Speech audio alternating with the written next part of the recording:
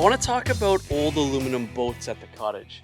We all have them kicking around and we all use them for different things. And today I'm going to tell you a little bit about turning your old aluminum boat into a planter.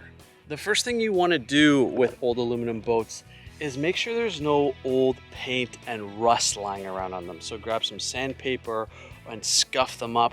Make sure you get all the old paint off. Make sure you're away from the water when you do this. Don't let anything leach into the water. Clean them up as best you can, and then you're ready to turn them into a garden.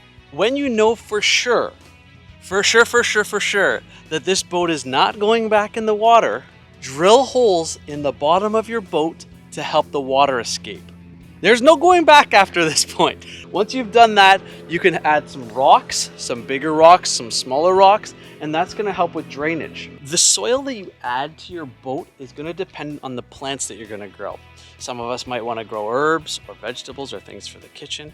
Some of us might wanna grow perennials. Put some of those in, you don't have to touch it for years and years. They're gonna keep coming back.